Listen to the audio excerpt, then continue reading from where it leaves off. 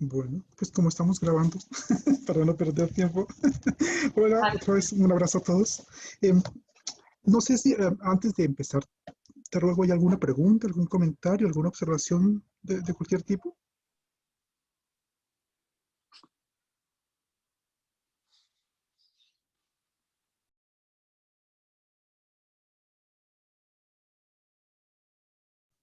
Vale. Em, está bien.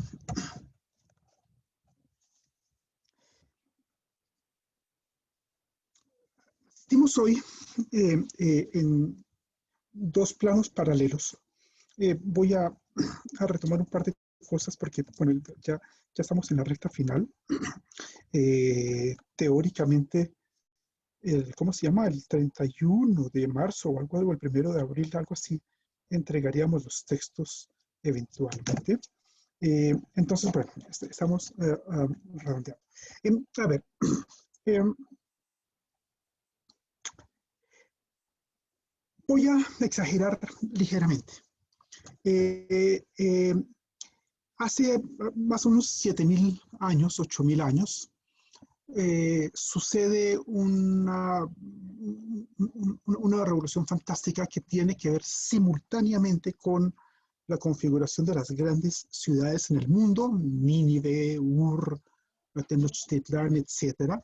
Eh, eh, eh, la sedentarización de la humanidad porque se empiezan a configurar las grandes ciudades y entonces la incipiente división entre campo y ciudad, uh, la agricultura, el peso de la agricultura, que es fantástico porque eh, tiene un mérito enorme y es que permite con menor esfuerzo una mayor capacidad de nutrición y entonces eso, tercer elemento, dispara la demografía, ¿cierto?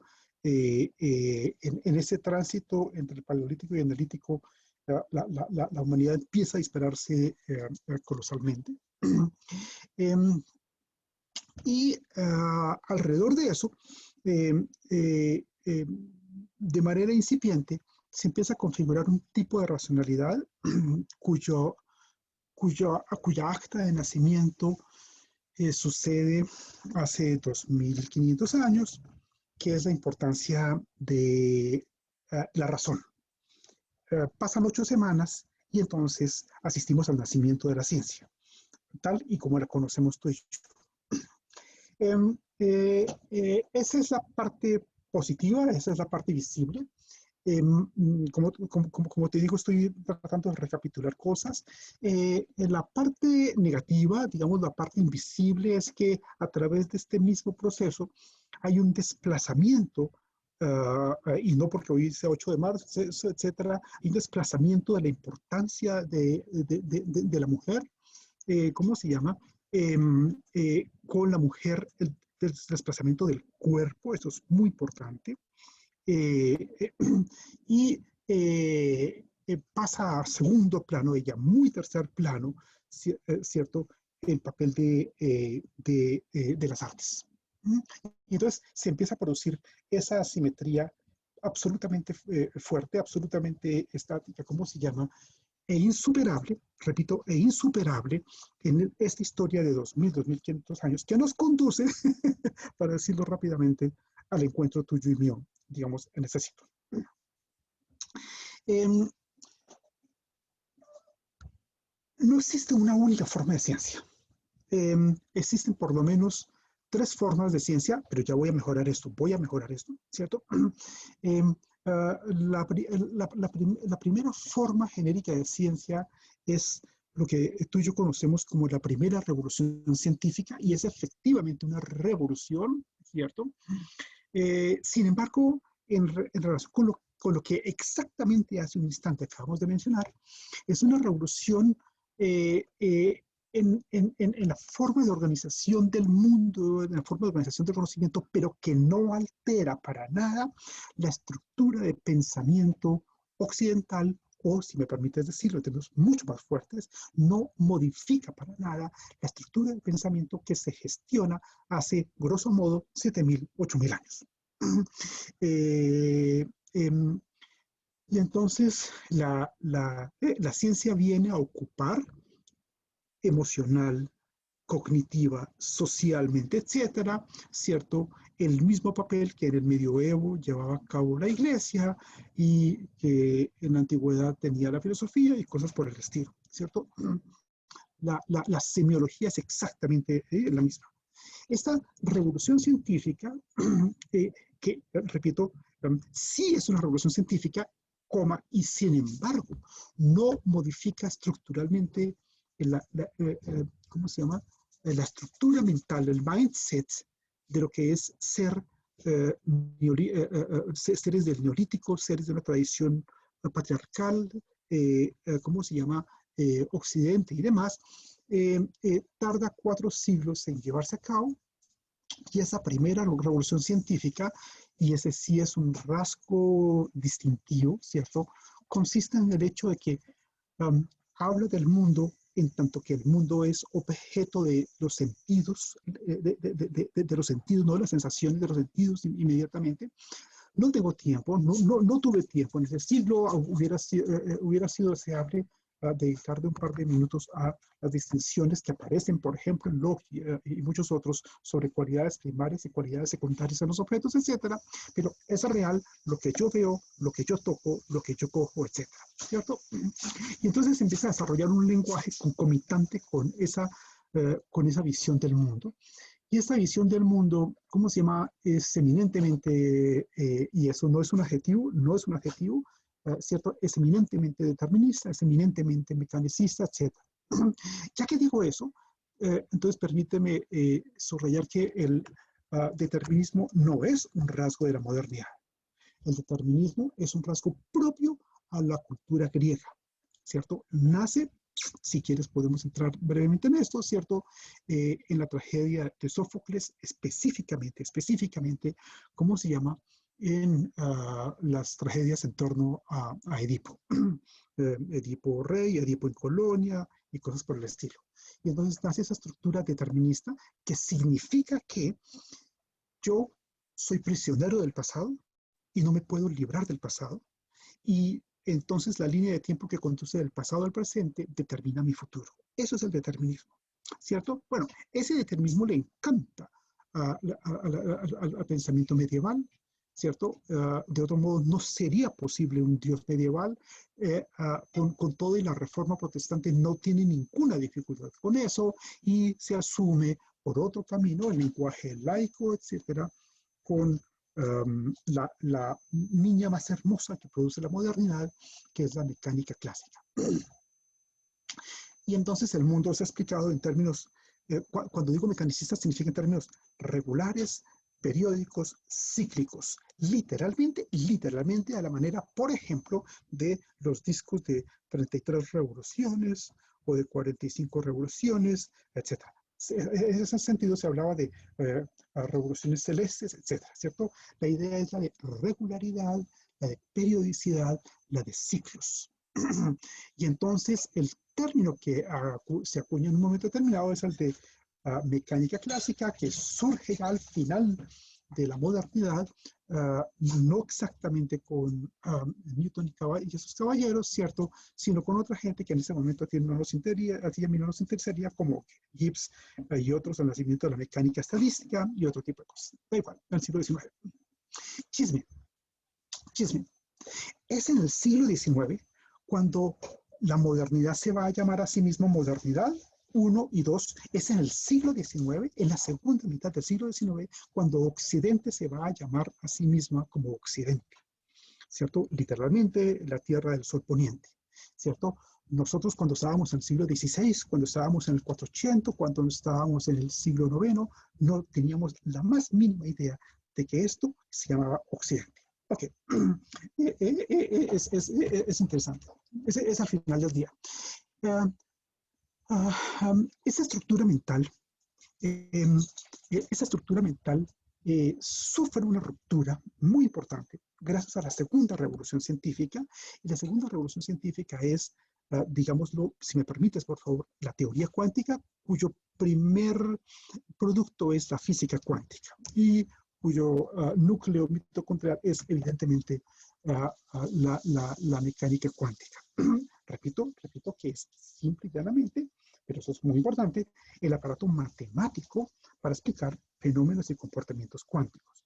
Y la dificultad no está en el aparato matemático, sino en las interpretaciones sobre el aparato matemático, sobre las cuales hasta el día de hoy fácilmente hay más de 20 interpretaciones. Entonces, lo interesante no es lo que sostiene ese aparato matemático, sino lo que significa el aparato matemático perfectamente robusto, perfectamente... y entonces, la sorpresa es que, ¿cómo se llama? Empezamos a hablar de fenómenos que no tienen nada que ver con la primera revolución científica. Es lo que genéricamente hemos dicho como fenómenos contraintuitivos, ¿cierto? Entonces, por eso hablamos de superposición, complementariedad, no localidad y otra serie de características. Entonces yo empiezo a hablar de cosas que no se fundan en el sentido común, no se fundan en la percepción y no se fundan en los sentidos, es decir, lo que es real ya no coincide con lo que yo veo, toco, palpo y así sucesivamente. Eso es fantástico, ¿cierto? Entonces, me doy a la tarea de desarrollar un lenguaje fantástico, a desarrollar un lenguaje que no tiene nada que ver, y eso sí lo quiero decir en términos muy fuertes, con los últimos 2.500 años, con los últimos 7.000 u 8.000 años, ¿cierto? No tiene nada que ver con esa ruptura muy importante que surgió, que emergió, que apareció, que grosso modo se llama el tránsito del Paleolítico al Neolítico. Tú tienes mejor cultura que yo, por tanto, podrías hablar de las distintas edades, ¿cierto? Del bronce, el hierro y otra serie de especificidades. Para el caso, podemos dormir como ves, sin preocuparnos mayormente en el tema. Entonces, yo empiezo a hablar de cosas que no están en el tiempo, cosas que no están en el espacio, y cosas que, ¿cómo se llama? No se fundan en la percepción. Bien, fantástico. Y entonces, una de esas, claro, 8 semanas más tarde, ¿cierto? Va a dar lugar a una ciencia perfectamente reciente que se llama la cosmología científica, que nace en 1964 y empieza a desarrollarse a velocidades vertiginosas a partir del 64 hasta el día de hoy, ¿cierto? Y entonces podemos entender que estamos en capacidad de hablar de cosas que no están en el tiempo y en el espacio, ¿cómo se llama? Y que no se fundan en los sentidos o la percepción natural. Eso es muy hermoso, eso es muy hermoso. El primero de esos objetos es justamente el universo.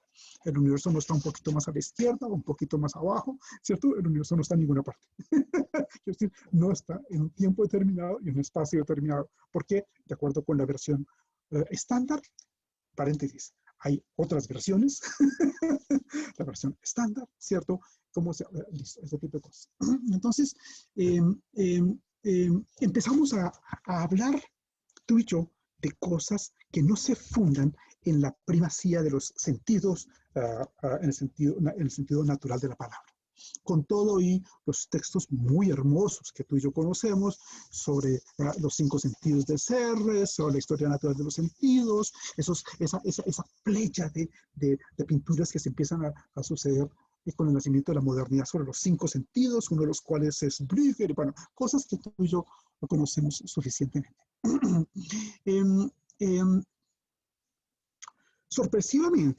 Sorpresivamente, los ingenieros no son científicos, los ingenieros hacen cosas, pero eso no es feo lo que estoy diciendo, porque las técnicas y las industrias, estoy usando un lenguaje clásico, las técnicas y las industrias, los haceres han ido siempre por delante en la historia de la humanidad. Los haceres han ido siempre por encima de los grandes modelos o discursos o narraciones, si tú me permites, ecuaciones y así sucesivamente. Y esa tercera revolución científica, hecha por unos hacedores, ingenieros, es la teoría de la información. Y la teoría que nace en el 49, el 48, 49, con este paper que tú conoces mejor que yo, ¿cierto? Lo que nos pone de manifiesto la tercera revolución científica es que, y esto no es una metáfora, es un concepto, podemos tú y yo hablar legítimamente de una física de procesos inmateriales. Podemos hablar de, ¿cierto? Entonces, aquí voy a hacer un pequeño salto de rana de para atrás, un pequeño salto de rana de para atrás, ¿cierto? Bohr, no importa si nos gusta o no Bohr, si lo conocemos o no, Niels Bohr decía que la física ya no se ocupa de qué son las cosas, ¿cierto? Sino de qué tanto sabemos sobre las cosas, qué tanto podemos decir sobre las cosas. Y hay cosas que podemos decir sobre el mundo y hay cosas que no podemos decir sobre el mundo. Eso es la física. No tiene nada que ver ni con Aristóteles, ni con Galileo, y mucho menos, ciertamente, con caballeros como Newton y demás. Entonces, podemos entender esa física de procesos inmateriales, podemos entender que literalmente, ¿sí? Eso surge en otro contexto, pero no es difícil para ti o para mí. Empiezo a usar el chat. ¿Cómo se llama? Lo que sucede entre tú y yo es más importante que tú y que yo, ¿cierto? Y eso se llama información. Y la información empieza a permear a la totalidad del universo, ¿cierto? Las relaciones entre A, C, T y G, y en ocasiones lo que sucede con el Brasil, etcétera, ¿sí? Son procesos informacionales. Pasado mañana van a hacer la biología sistémica con una serie de cosas apasionantes, de las cuales con seguridad hablaremos en otro momento, ¿cierto? La importancia de las ómicas, fluxómica, metabolómica, genómica y demás, etcétera, que lo que pone de manifiesto es que un gen no existe, una red de genes no existe, y así sucesivamente una red, un sistema de lípidos no funciona, no existe. Lo que existe son procesos de información, signos y señales entre esas cosas. Y esos signos y señales son las que les dan un carácter entitativo a las cosas. El gen, sí, a la proteína, ¿cómo se llama? A las instancias que tú quieras. Exactamente en este marco, en este contexto, ¿cierto? Nos enfrentamos con un problema hermoso, y es que, ¿cómo se llama? Hablamos de las cosas, pero no sabemos en qué consiste el carácter de las cosas. Es decir, en otros términos, ¿cierto? No sabemos qué sea la materia. Entonces, hay un proceso muy sugestivo y despacio en el curso paralelas, eso que estoy diciendo sí es una metáfora, paralelamente, ¿cierto? Empieza un renacer fantástico de las artes, ¿cierto? Con un estatuto social, con un estatuto epistemológico, ¿cierto? Con un estatuto cultural, ¿cierto? Hay una proliferación de las artes fantásticas, ¿cierto? En medio de este cuadro que a grandes rasgos trato de trazar. Y entonces eso, literalmente, nos acordamos de la importancia de las artes en el sentido literal de la palabra, ¿cierto? Sobra mencionar que incluso cuando estaban estos caballeros en el 480, en el 580, etcétera, pues ser artista no era gran cosa, ¿cierto? El famoso debate sobre los salones, ¿es cierto? Es la expresión de los gritos sobre los flaneurs y todo ese tipo de cosas. Es el hecho de que bueno, yo no tengo un estatuto social, tengo un estatuto histórico, etcétera, y yo me rebelo contra ese estatuto, etcétera. Es verdaderamente apasionante, porque tú lo ves mucho mejor que yo. Se nos abre la ventana o la puerta, ¿cierto? Y ya no se puede cerrar. Se abre un tanto o se abre plenamente para la puesta en común de los dos temas que tenemos tú y yo. Ok, esto sin embargo está lejos de concluirse, porque por otro camino, unos cruzos de caminos apasionantes sobre los cuales volveríamos en otra ocasión, ¿cierto? Empiezan a nacer, y fíjate el lenguaje que voy a usar, ciencias en plural, ¿cierto? Que podemos denominar claramente como ciencias de síntesis a partir de problemas de frontera. Entonces tenemos, te das cuenta, tenemos cuatro rasgos sobre. ¿Cuál fue la primera proposición que te sugerí? Tú eres más sensible que yo. No hay una única forma de ciencia, o lo que es equivalente, no hay una única comprensión de la ciencia. Hemos mencionado tres: primera revolución, segunda revolución, tercera revolución científica. Y entonces estamos mencionando un cuarto tipo de ciencia, que son las, ¿cómo se llama? Las ciencias como síntesis. Que en algún momento estuvimos mencionando, el orden no importa, y es, ¿cómo se llama? Las ciencias de la vida, ciencias de la salud, ciencias del espacio, ciencias de la tierra, de materiales, de la complejidad, etc. Y lo distintivo de este grupo de ciencias es que, por así decirlo, convocan lo que no hace ninguna de las otras tres revoluciones científicas, y invitan, ¿cierto? Más allá de que tú y yo aceptemos la invitación, ¿cierto?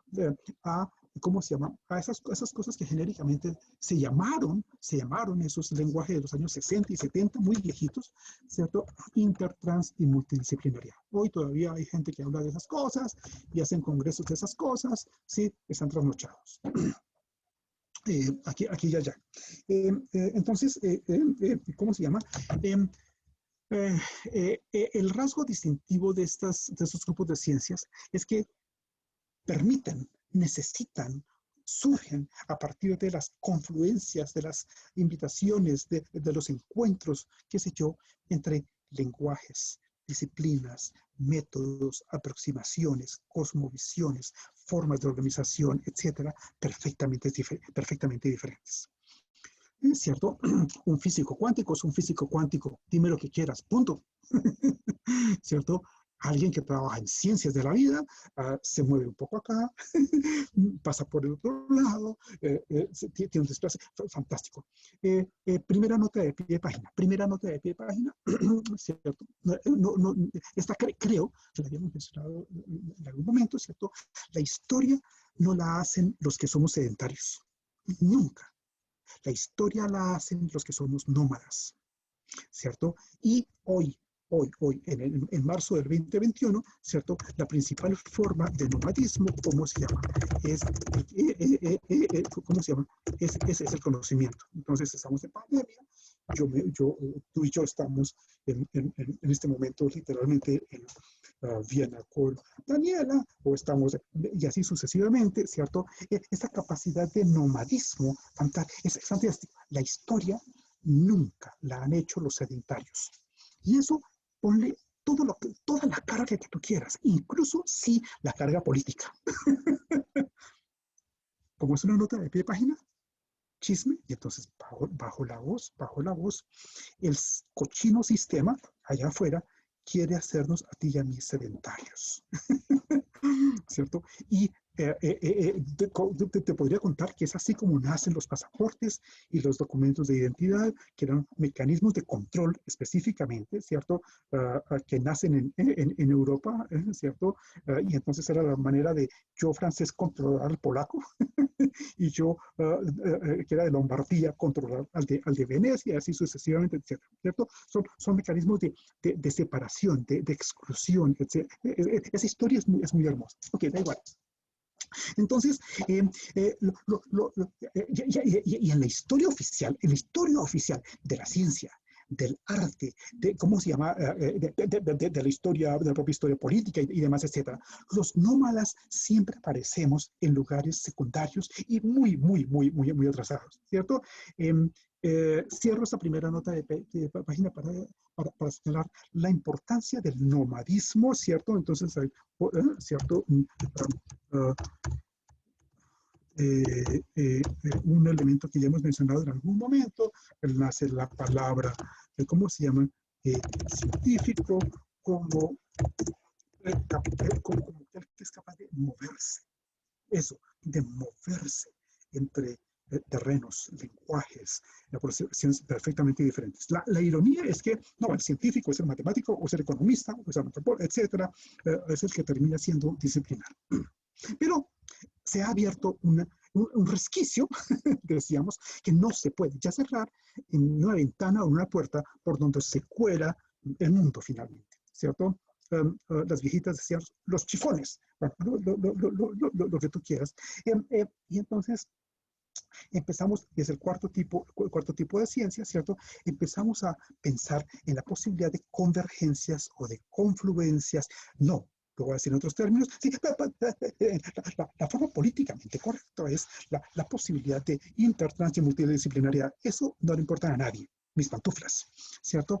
Eso lo que significa es la capacidad de moverme, de desplazarme, de recuperar el nomadismo. Y te lo podría decir, ¿cierto? Si quieres otro día volveríamos sobre esta cosa. Los bárbaros fueron absolutamente más centrales, ¿cómo se llama?, en la historia que, ¿cómo se llama?, que lo voy a decir con nombres fuertes, lo estoy escribiendo, eh, eso, mucho más centrales que lo que tú y yo aprendimos sobre la importancia de Roma, léase el Vaticano, porque Italia no ha nacido mientras tanto, tarda mucho tiempo en configurarse como nación, la importancia de París, bueno, hay un error, ¿cierto?, la importancia de Madrid, por supuesto Carlos V y otra serie de cosas. El mundo de hoy, para bien o para mal, yo soy optimista, no tienes que estar de acuerdo conmigo, no hubiera sido posible en sus elementos positivos, en sus elementos, digamos, más destacables, ¿cierto? Entonces lo voy a decir en otros términos. Las contribuciones al proceso civilizatorio las hacen mucho más fuertemente los nómadas que los sedentarios, París, Roma, Madrid. Lo estoy leyendo en el término clásico de la palabra. A partir del siglo XIX, Londres. ¿Sí? A partir del siglo XIX, Berlín. A partir del siglo XX, Washington. Y así sucesivamente. Me da igual. Eso es fantástico. ¿Por qué? Tú ya lo ves. Porque entonces tenemos cuatro formas distintas de entender lo que es la ciencia, ¿cierto? Y se va produciendo cada vez un distanciamiento mayor de una con respecto a la otra, o al revés, se va produciendo, por así decirlo, un acercamiento de las más recientes con respecto a las anteriores.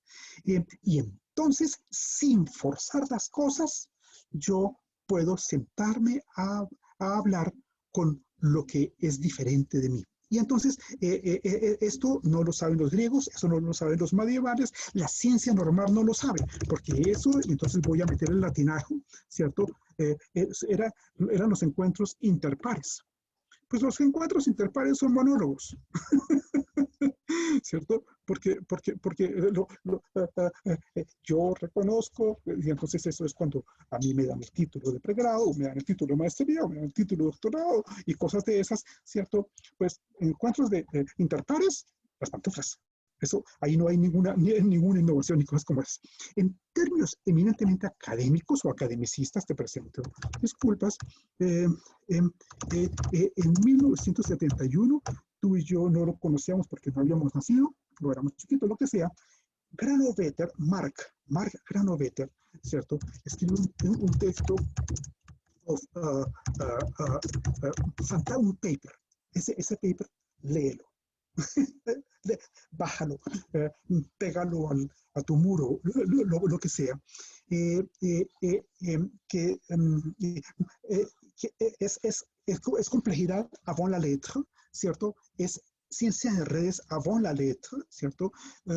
Muestra que los elementos más importantes no están en los núcleos de las redes, sino en los elementos externos de las redes, porque son ellos los que permiten vincular, ¿cómo se llama?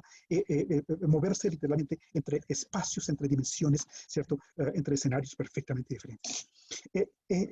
Tienes ahí un buen hint y es un pinche paper, quiere decir, no es un libro, sí, muy importante. Además es un pinche paper de un sociólogo, ¿cierto?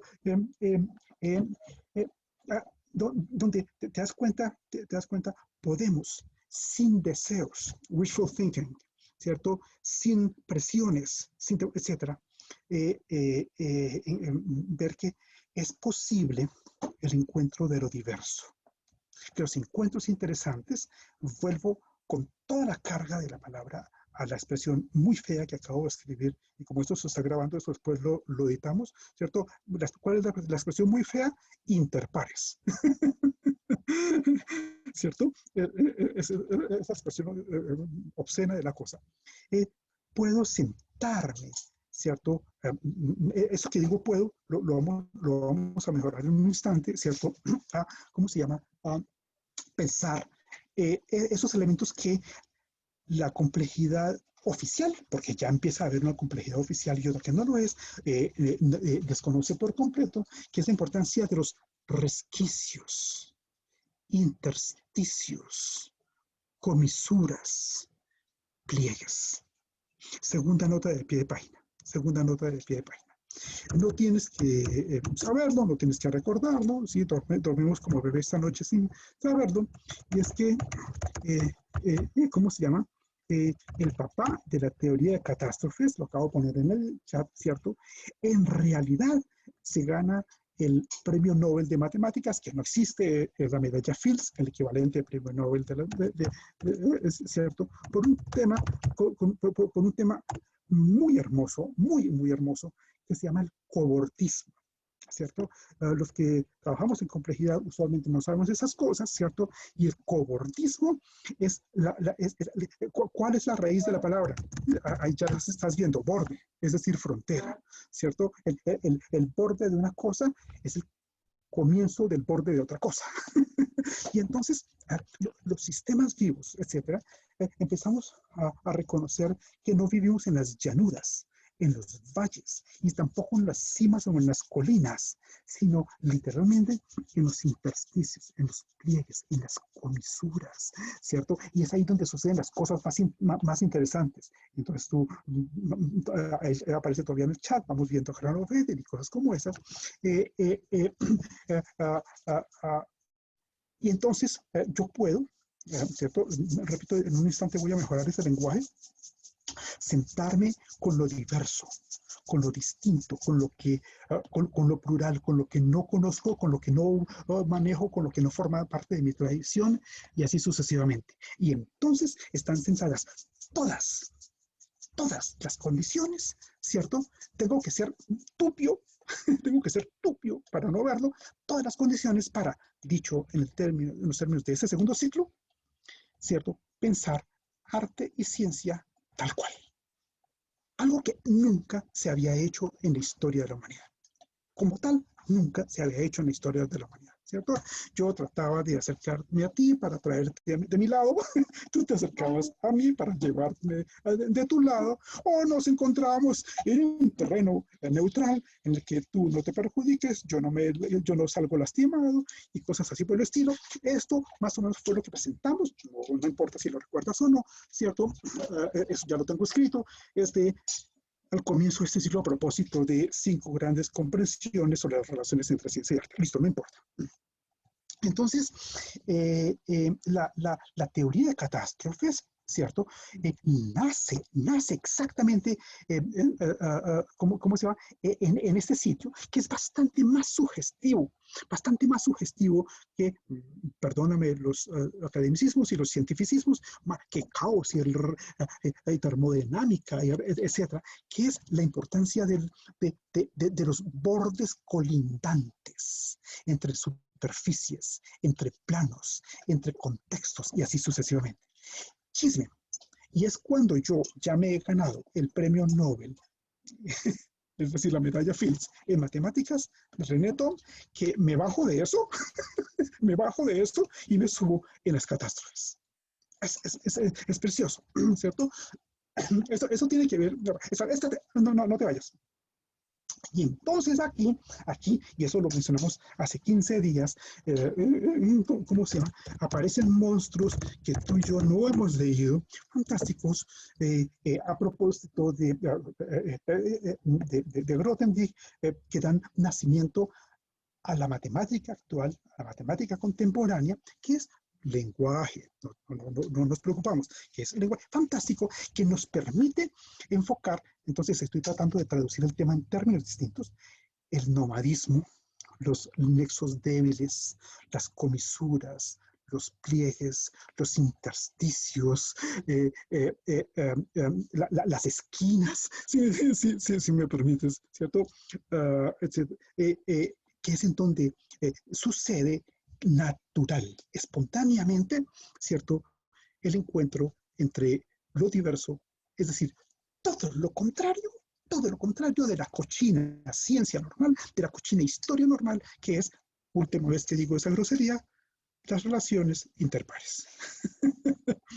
¿Por qué? ¿Qué es lo que hacen las relaciones interpares? Cosas chistosas, ¿cierto? Los economistas escriben en revistas de economía, van a congresos de economía y hablan de economía.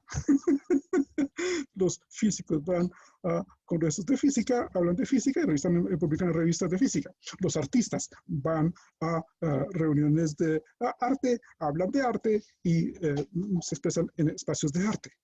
No, pues ahí no pasa nada. Ok, lo verdaderamente interesante es que, y entonces es aquí donde mejoro el lenguaje, ya no es porque yo puedo, ya no es porque yo puedo, es que me tocó.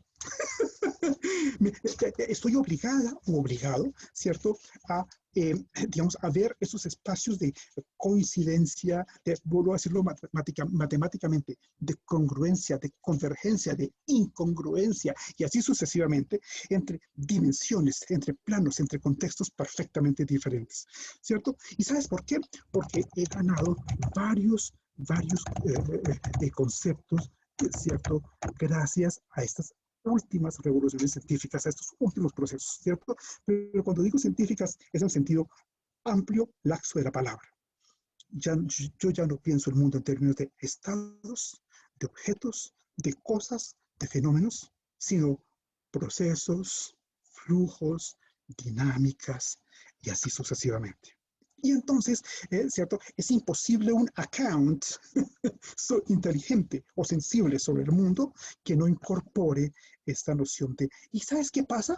Que en 1000 pedazos estalla el dualismo, estalla el reduccionismo, estalla el mecanicismo y estalla el determinismo en 1000 pedazos.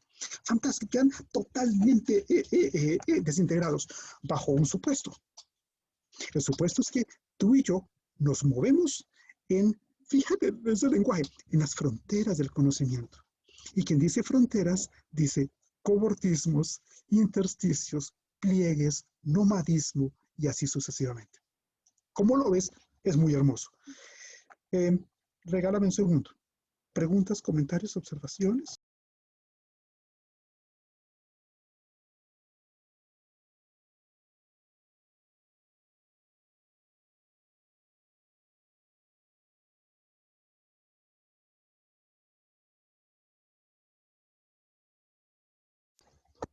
Vale, vale, está bien. Sí. ¿Qué sucede en realidad? Por eso hice, hasta aquí por así decirlo, si tú y yo tomamos notas físicas o mentales, hasta aquí el número 1 romano grande. Pasamos la página número 2 romano grande. Lo que viene sucediendo con estos elementos que yo simplemente estoy bosquejando, tú tienes mejores herramientas y tal para llenarlos de contenidos y matizarlos y enriquecerlos y demás, ¿cierto? Entonces es tan importante. Aparentemente, es cierto, no es muy significativo, pero es muy importante, lo voy a anotar en el chat, ¿cierto? El tema que emerge inmediatamente ante la mirada sensible, ¿cómo se llama? Y es el problema, ¿sí?, la naturaleza del conocimiento. Es decir, no solamente hay conocimientos nuevos, ¿cierto? Y entonces integraciones entre artes y tecnologías como jamás lo había habido, integraciones entre lenguajes y así sucesivamente, ¿cierto? La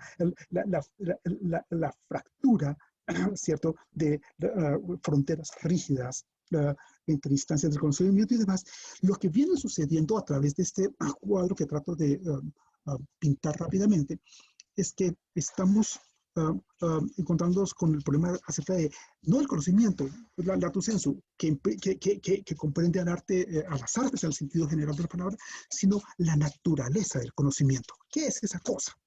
¿cierto? Y es aquí entonces cuando, si me permites, cabe legítimamente recordar eso que tú y yo ya sabemos, ¿cierto? La estética, ¿cierto? Es una forma de conocimiento. Fantástico. No hay errores de ortografía por el afán. Es una forma de conocimiento. Es una forma de conocimiento, ¿cierto? Que comprende, ¿cierto? Al mismo tiempo, fantástico, al mismo tiempo, ¿cierto? Sensación, sentimientos, emociones y pasiones. Lo estoy escribiendo en lenguaje contemporáneo. En alguna reunión, ya tú tienes mejor memoria que yo, ¿cierto? Habíamos hecho la etimología y la breve historia de la cosa, ¿cierto? Entonces, cuando el músico toca, cuando el pintor pinta o dibuja, cuando el artista decora incluso las artes de lo que tú quieras, no simplemente, ay, está expresando y está emocionando, etcétera, está conociendo. Una forma de conocimiento fantástico, es cierto, como el que más, como el que más. Entonces, para decirlo lapidariamente, ¿sí? Lapidariamente, te presento disculpas, Newton no conoce el mundo mejor que Shakespeare, ¿cierto? Y eso lo podríamos traducir en otros términos. Yo te pido un favor, entonces lo voy a anotar. Esto ya quedaba mencionado, pero porque como te das cuenta, estoy al mismo tiempo que haciendo síntesis, avanzando fuertemente, nos quedan unas cuantas reuniones y tal, etcétera, ¿cierto? ¿Qué era lo que te iba a decir? Sí. El arte es una forma de conocimiento. Y no se expresa el mundo mejor con el tam-tam de los tambores que con la ecuación matemática. No se expresa el mundo mejor con la danza corporal que con el experimento en el laboratorio. No, son formas perfectamente distintas. Y entonces el tema apasionante, ¿cierto? Es que nadie entiende nada. Es tan bobito, tan lejos de ser de la nueva era, nadie entiende nada si no lo siente. ¿Cierto? El conocimiento es una experiencia estética. Entonces, que yo entienda las cosas, y entonces estoy hablando como las viejitas, los curas o las profesoras de kinder, pero entienda. Y entonces ellos se enredan con el lenguaje. ¿Sí? Entender y comprender. ¿Sí? No importa 5, ¿cierto? Entender, nadie entiende nada si no lo siente. Y si yo entiendo algo, pero no lo siento, estoy llenando las cosas de palabras. Estoy llenando las cosas de palabras. Y no en vano, en este marco, ¿cierto? Nos encontramos con esta historia apasionante sobre las funciones del lenguaje, ¿cierto? Y una de las más recientes funciones del lenguaje es que las palabras hacen cosas. Y entonces, la tragedia del mundo es que en numerosas ocasiones yo abordo los problemas del mundo en términos de lenguaje y resuelvo los problemas del mundo en términos de lenguaje y cosas así por el estilo. Entonces, es fantástico. Y a eso le dedicamos unos largos minutos. Fue lo que en su momento denominamos como la importancia, la emergencia de los tres cerebros. ¿Cierto? ¿Cierto? El encéfalo, dicho clásicamente, el entérico y el corazón. Pero fisiológica, anatómica, morfogénica, ojo esa palabra, morfogenéticamente y termodinámicamente, el primero de esos cerebros es el entérico, el segundo es el encéfalo y casi concomitantemente el tercero es el corazón. Pero el primero es, ¿cómo se llama? A partir de la configuración del embrión después de la unión cigótica y cosas como esas. Fantástico. Entonces la garantía de la razonabilidad del mundo se funda en una dimensión que clásicamente los últimos, estoy exagerando y lo estoy diciendo entre muy fuertes, 7.000, 8.000 años no entendieron. ¿Por qué? Entre otras cosas, porque esos 7.000, 8.000 años, semana más, semana menos, fue hecha por los tipos, no por las tipas. ¿Cierto? Toda esa tradición patriarcal, dualista, ese tipo de cosas, ¿cierto? Y entonces es importante, me decía mi abuelita y me dice mi tía, es importante, mi hijo, que entiendas las cosas. Porque si tú las entiendes, falso. Totalmente falso. Entonces, es esta recuperación del cuerpo, que no es como contraposición al logos, digamos, a la razón, ¿cierto? Esa recuperación del cuerpo, lo voy a anotar entonces en el chat otra vez. Más allá de si tú y yo sabemos de biología o de ecología o no, la expresión más inmediata de la naturaleza para cada quien es su propio cuerpo. ¿Qué es la naturaleza? Entonces, con algo de erudición yo te podría decir, ¿cierto? Hay 130 microclimas, ¿cierto? Yo no sé por qué razón. Hay 30 biomas, ¿cierto? Hay básicamente 7 tipos de ecosistemas, etc. Bla, bla, bla, bla, bla. ¿Cómo se llama? La naturaleza, en cualquier acepción de la palabra, ¿cierto? Para cada quien es su propio cuerpo. Es hermoso. Y entonces, el encuentro mío de yo, conmigo mismo, conmigo misma, etcétera, ¿cierto? No es distinto, ¿sí? En ese sentido, me permites, no hay adentro y afuera, no hay arriba y abajo, ¿cierto? De encuentro con la naturaleza o con el cuerpo. Y entonces, ¿sabes qué? Y entonces, ¿cómo se llama? Podemos recuperar, ya no en ese sentido interpares, sino de diversidad, de pluralidad, de alteridad, etcétera, ¿cierto? Repito, es que yo no soy un buen amigo, yo no soy un buen amante, yo no soy un buen profesor, yo no soy un buen ciudadano, lo que quiera que sea, etcétera, si yo, y aquí sí viene un énfasis, antes que, en contraste con la tradición, ayudarle a la gente a entender las cosas, pero entienda, ¿cierto? No les ayudo a sentir las cosas, porque eso marca. El entendimiento, sabes que lo entendí y pasó, chao, sí, no, pues ya. Oiga, pendejo, ¿y usted qué fue lo que hizo hace 3 años? No sé, yo no sé, sí, sí, pero lo que marca una impronta, lo que marca, si es cierto, es lo que tú y yo hemos sentido en toda la extensión de la palabra. Entonces yo te podría decir, no lo voy a decir, que el 95% de la serotonina la produce el sistema entérico y está en el sistema entérico, y eso, por ejemplo, ¿cierto? Es la importancia, ¿cómo se llama?, de la microbiota intestinal, ¿cómo se llama? Y cosas por el estilo. Entonces, eso es importante, pero digamos que, no, que los árboles no nos permitan, no nos eviten ver el bosque. Hay, ¿cómo se llama? Hay un tema apasionante, y ese tema apasionante es que las posibilidades del encuentro entre arte y ciencia no son encuentros entre formas de conocimiento, en cualquier acepción de la palabra. Dime lo que tú quieras, llena de matices, de gradientes, de traducciones, etcétera, conocimiento en esa expresión que acabo de mencionar y que está puesta en el chat, ¿cierto? Eso no le interesa nada, ¿cierto? Mucho mejor, mucho más radical originariamente, ¿cierto? ¿Cómo se llama? Se trata de formas de existencia, ¿sí? ¿Cómo se llama? Formas de convivio, ¿cierto? Y ¿cómo se llama? No hay nada más difícil en el mundo. El orden no importa, que convivir yo conmigo mismo, o yo conmigo mismo, en esa pluralidad, en esa diversidad, en esa ausencia de estructuras monolíticas y cosas así por el estilo. Y es exactamente en este sentido que hemos hablado de sinestesia, ¿cierto? Es la capacidad de poner a dialogar sentidos, sensaciones unos con otros, emociones, pasiones unos con otros, y entonces con ellas, claro, sí, entendimientos, comprensiones, formas de decir las cosas, lenguajes predicativos, etc. ¿Cómo se llama?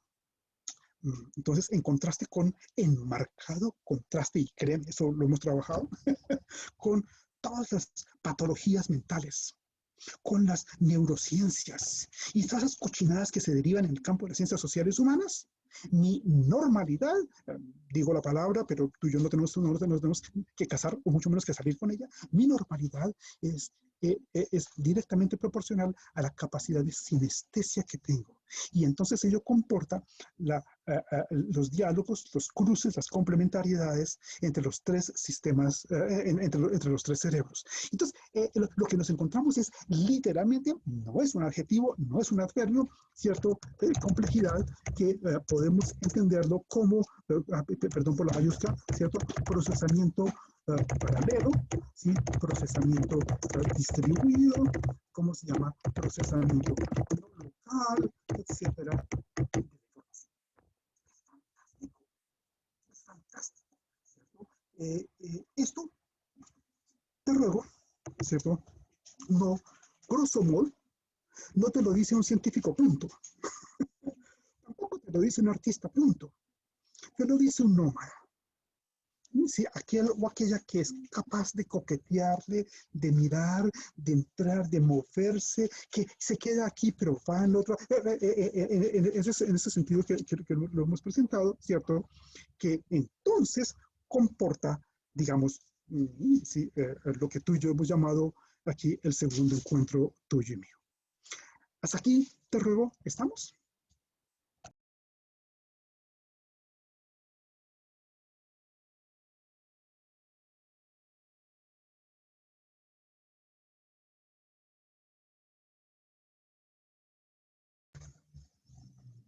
También te quiero mucho, Jimena. eh, eh, convivio. Sí, la convivencia, ¿cierto? ¿Cierto? Um, um, el tema más hermoso, el tema más difícil. Cuando estoy hablando de convivencia, no estoy hablando de, ay, sí, toda esa ingeniería social, que está, etcétera. Estoy hablando, evidentemente, de holobiontes, de simbiogénesis, de endosimbiosis. Y es que en el proceso de convivio, yo dejo de ser un poco yo para ser tú. Pero nos pasa lo mismo y así sucesivamente. Y por eso tenemos la idea de que estaba hace un poco arriba, de procesos, de flujos, de dinámicas, etcétera, ¿cierto? Es natural, digamos, ¿cuál es la marca de calidad de la naturaleza? La marca de la calidad de la naturaleza es el cambio, es el movimiento. La diferencia es que nosotros, tú y yo, en complejidad, ¿cierto? Sabemos de movimientos súbitos, imprevistos, ¿cómo se llama? Irreversibles. Claro que también sabemos de movimientos regulares y periódicos, pero eso, ¿cierto? Entonces, la idea de convivio, ¿cierto? Es altamente difícil, porque supone, tómalo aquí sí, en un sentido metafórico, ¿sí? Para no entrar en la casuística, ¿cierto? ¿Cómo se llama? Esa capacidad de nomadismo, esa capacidad de desplazamiento, etcétera. Y entonces yo, evidentemente, yo puedo, espérate para explicarme, yo puedo vivir en la ciudad, pero tener una estructura mental rural o agraria. O al revés, yo puedo vivir en el campo, pero tener una estructura mental urbana, ¿cierto? Perfectamente, ¿cómo se llama? De monópolis. ¿Por qué? Porque la ciudad y el campo hoy ya no son espacios, son estructuras mentales, son estructuras afectivas, cuando digo estructuras es un decir, sé generoso, generosa conmigo, ¿cierto? Entonces, ¿cómo se llama? A eso apunta sí, no sé si me hago entender, la idea del convivio, la convivencia, que es el tema más difícil, créeme, de lejos. Por eso dije, en primer lugar, vivir conmigo mismo. Sí, eso es como si fuera muy fácil. Y luego contigo, y él, y ella, y tal, en fin, en fin. Entonces, lo que se nos aparece, no voy a repetir, es esa idea de multiplicidad, de holobiontes, de simbiogénesis y tal. No sé, te ruego, Álvaro, si me explico, si no dime, acósame.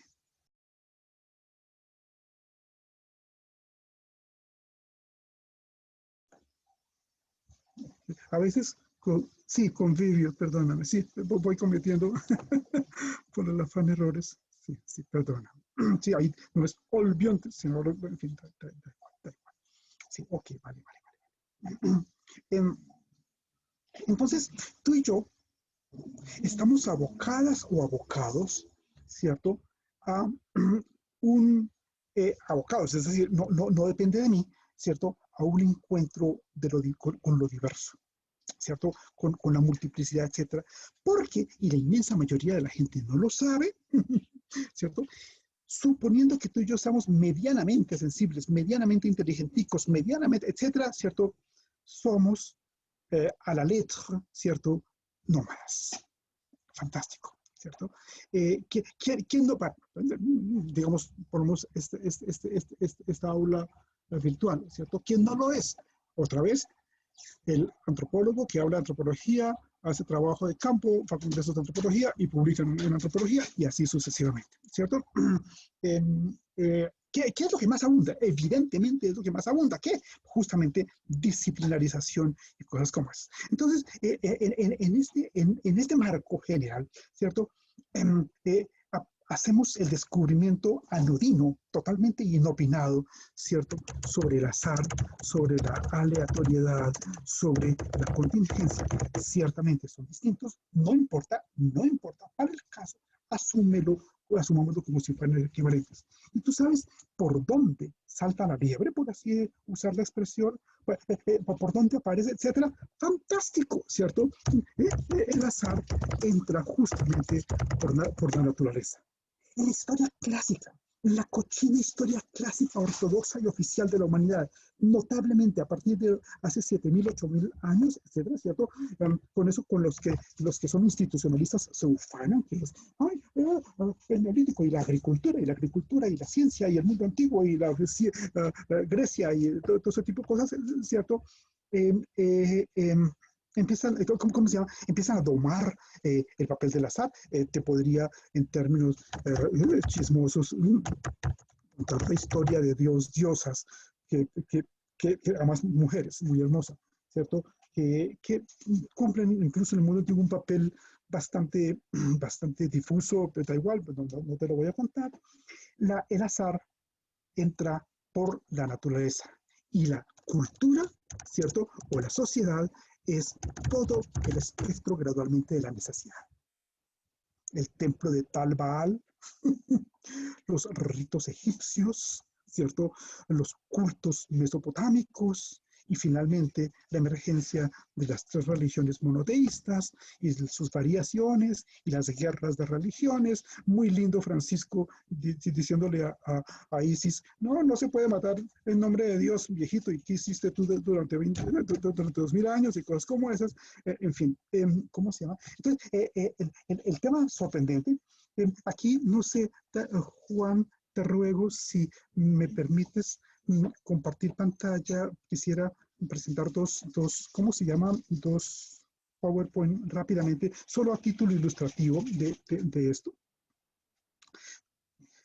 ¿Cómo se llama? Pero no es urgente, no es importante. Viene esta contraposición, este dualismo, este antagonismo, esta tensión, etcétera. ¿Cómo se llama? Óyeme, esto que te voy a decir es literal. Eso que te voy a decir es literal, ¿cierto? La historia de los últimos 7.000, 8.000 años, sí, y eso usualmente no aparece en la gran bibliografía, es la historia mediante la cual tú y yo nos vamos haciendo sociópatas y psicópatas. La historia de Occidente, pero no solamente de Occidente, sino de la mamá y la abuela, por así decirlo, de Occidente, es la historia de una total sociopatía y psicopatía, ¿cierto? Y ¿sabes cómo se expresa esa cosa? Justamente en el hecho de que yo me desapego, no es que me interese particularmente el término de attachment, ¿cierto? Porque hay toda una teoría, por lo menos muy boba, allá sobre la teoría del apego y cosas como es, ¿cierto? De ti emocionalmente. Soy funcional, pero no tengo ningún nexo contigo, etcétera. Y bueno, sutiles las diferencias, eso me termina a mí haciendo psicópata o sociópata. Es decir, yo te entiendo, pero no estoy de acuerdo contigo. Yo entiendo tus argumentos. Y fíjate el lenguaje que estoy usando. Y ¿sabes qué es lo que yo estoy haciendo? Me estoy volviendo psicópata. ¿Por qué? Porque estoy evitando que mi emocionalidad, mi estesis, mis pasiones, etcétera, es decir, que mi corporeidad, ¿cómo se llama? Empate contigo. Y si yo soy gringo, mucho más. No se acerque, no me toque. Si eso es sexual harassment y lo que tú quieras, fantástico. Ah, bueno, perdóname, te agradezco. Entonces, ¿qué te estaba diciendo? ¿Qué te estaba diciendo? Sí, el azar aparece siempre, despacio, despacio, despacio, siempre. El azar es la naturaleza. Eso ya lo sabíamos desde la física cuántica, con la química cuántica, con la biología, y así sucesivamente, ¿cierto? Si tú y yo tenemos más o menos una cultura científica, una cosa, ya es cierto, pero es hermoso. ¿Sabes por qué? ¿Sabes por qué? Porque hay un punto ciego en la visión. Y el punto ciego en la visión es que la ciencia, la filosofía, el arte, ¿cierto? Solo son posibles cuando sean posibles, cuando la naturaleza lo permite. Y entonces es en ese sentido que, ¿cómo se llama? Quisiera, no te vayas, eh, share, compartirte un par de pantallas simplemente a título ilustrativo, muy bobitas, sobre, espérate, no te vayas, por favor, como ilustración de la cosa. Um, uh, voy a anotarlo en el chat expresamente lo que acabo de decir. Eh, um, la, la ciencia, el arte, la cultura, la religión, dime lo que tú quieras, ¿cierto? Solo son posibles. Oye, no me, bueno, no sé, no me deja el chat. Bueno, no importa, sí, cuando la naturaleza lo permite. ¿Y qué hay en la base de la historia tuya y mía? ¿Cierto? En la base de la historia tuya y mía hay básicamente este tipo de cosas, ¿cierto? Eh, eh, Fíjate, vuelve a aparecer la idea de bordes, de boundaries, de limits, ¿cómo se llama? Decíamos hace un rato de pliegues, de intersticios, etcétera, de procesos y dinámicas. Este mapa, que desde luego no son míos, ¿cómo se llama? Espérate, no te vayas, no son míos, es para subrayar que perdón, este mapa es muy reciente.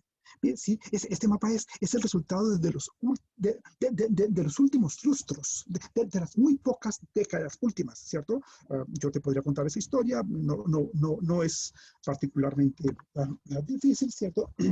Había un tipo que se llamaba Wegener, que en los años 20, ¿cierto? Fíjate la época, en los años 20, ¿cierto? Era alemán, además era alemán. Pucha, los alemanes ya eran los malos por la Primera Guerra Mundial, descubre, ¿cierto?, la tectónica de placas y lo publica, pero pues, ¿qué pasa? Nadie le pone atención, porque primero, eso es en serio, en primer lugar porque era alemán. Y entonces, es para poner de manifiesto que muchas veces, ¿cierto? Esta relación entre internalismo y externalismo de la ciencia, digamos, no se puede descartar. Los alemanes son malos, nadie confía en ellos, lo que tú quieras, Segunda Guerra Mundial, gran kaboom, pero luego viene, ¿cómo se llama? Los gringos y los rusos, unos son los buenos, los otros son los malos, me da igual, el mundo, en fin. Y en los años 70, muy avanzados los años 70, específicamente en 1974, ¿cierto? Los gringos, ¿cómo se llama? Descubren que, bueno, por otro camino que otro día te contaré, que Wegener tenía toda la razón. Y es que en la base de tu vida y la mía hay unos fenómenos absolutamente maravillosos que se llama tectónica de placas, la deriva continental. Otra vez, deriva continental, tectónica de placas.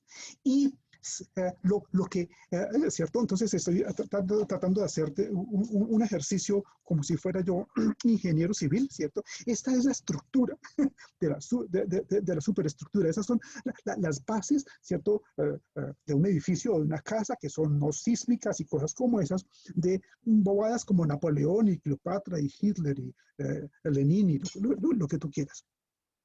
Ok, en este contexto, te lo voy a de manera muy rápida ilustrar, ¿cierto? Hay una cosa que tú y yo no hemos considerado mucho que se llaman los supervolcanes, no los volcanes, ¿sí? Ahí están mencionados.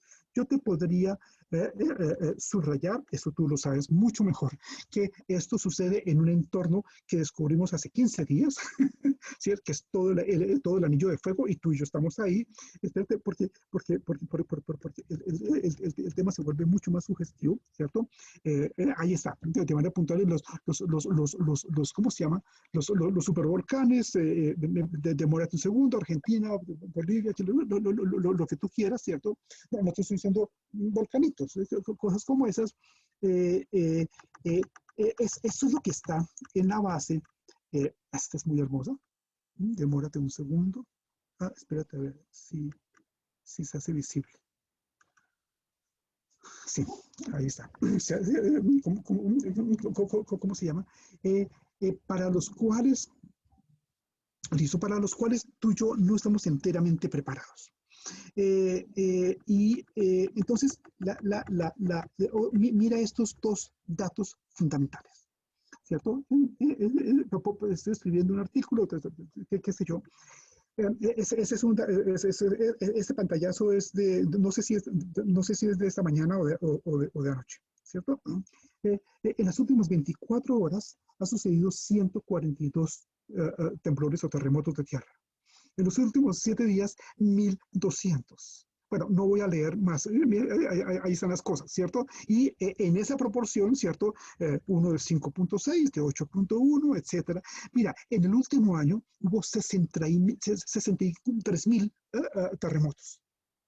Es fantástico. Bueno, te podría mencionar current eruptions, ¿cierto? Sobre cómo suceden las cosas hoy. Este no es el argumento. Entonces, espérate, ya lo cogiste.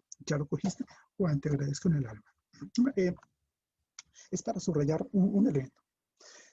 Los encuentros sobre ciencia y arte no son posibles, es cierto, por estructuras cognitivas y buenas disposiciones, etcétera, sin obviar el papel de la naturaleza.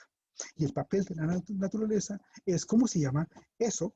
La pandemia esta, la enfermedad aquella, el terremoto y tal. Sin ser pesimistas, el mundo no estuvo preparado para un pinche virus y el mundo no está preparado para la irrupción sistémica o coincidente de varios terremotos de esto de gran magnitud al mismo tiempo. Entonces, lo que yo sepa de matemáticas y lo que yo sepa de filosofía y lo que yo sepa de arte y de música, etcétera, es baladí frente a este tipo de cosas. Esta es una nota de página muy importante, análogamente a la nota de pie de página de los 3 cerebros y cosas así por el estilo. Es decir, ¿cierto? Uno, puedo.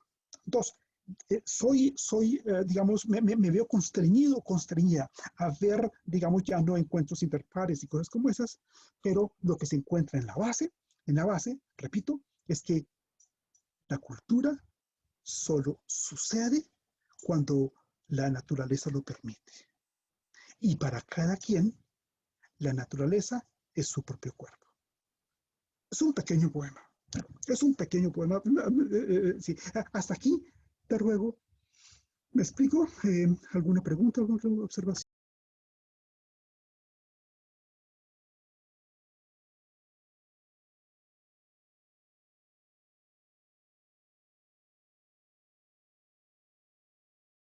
Entonces te das cuenta, nadie domina la naturaleza. Uno, dos. Y Álvaro, tiene que ver con tu pregunta hace unos segundos. Perdóname. A la letra, nadie domina su cuerpo. Sí, Entonces, la idea del yo y la conciencia, etcétera, que domina y que controla y que, ¿cierto? Hay algún filósofo importante de la mente, Demetrio, no importa, que habla del teatro cartesiano, como si hubiera un teatro allá, etcétera. El cuerpo es la instancia por excelencia, ¿cómo se llama? Que yo no controlo. Yo lo vivo, yo lo vivo. Lo que quiera que sea, ojo, despacio, lo que quiera. ¿Por qué? Porque no hay dos cosas, cuerpo y naturaleza son una sola y misma cosa, ¿cierto? Entonces, que a mí me guste la música, que me guste la pintura, que me guste programar, que me guste la filosofía, yo no sé qué cosas me gustará o no, ¿cierto? Siempre es posible y siempre tiene todo el sentido sobre un mundo subterráneo que nunca aparece plenamente como tal, que es la importancia del cuerpo. Dos puntos. Dos puntos. Entonces lo voy a anotar en el chat. El cuerpo no es un organismo. Esto solo se lo cree, ¿cierto? La mecánica clásica y gente que tú y yo no conocemos del siglo XIX y que tú y yo vamos al médico, sí o no, lo que sea, nos hacen creer. Eso es una creencia, ¿cierto? La inmensa mayoría de las creencias humanas están equivocadas. Decimos los optimistas, ¿cierto? La inmensa mayoría de las creencias humanas están equivocadas. Eso es cierto, mucho mejor, ¿cierto? El cuerpo es un ecosistema. Primera manera de decirlo. Segunda manera de decirlo, el cuerpo es una interfaz. Fantástico. Entonces, si esto tiene sentido, ¿cierto? Sin ninguna dificultad, sin ningún tipo de violencia, ni siquiera simbólica, ¿cierto? Es tan importante, la estética es la condición para el encuentro de ciencia y arte. ¿Sabes cuál es la dificultad? Lo digo a título, pero incluso estoy haciendo una lectura con la que tú y yo no coincidimos. Uno, ¿cierto? Hoy hay arte sin estética. Dos, ¿cierto? La estética no sirve para nada. Yo puedo hacer justamente antes. Tres, ¿cierto? ¿Cierto? La ciencia no necesita. Espérate. Anime service to send invitation to Joseph Justin Charles. No te vayas, ¿cierto? La ciencia no necesita, ¿cierto? Cosas así por el estilo. Esos tres elementos que he puntualizado, que he enumerado, ¿cierto? Tú y yo no los creemos, pero ese es el estado real, normal, allá de la cosa. ¿Para qué lo digo? Y eso es un sano ejercicio para evitar el wishful thinking. ¿Sí? Para evitar el wishful thinking. En fin, es bonito. Sí. Objeciones, sugerencias, comentarios.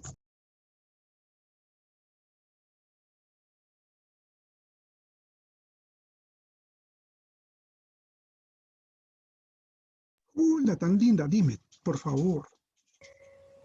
Hola a todos, buenos días.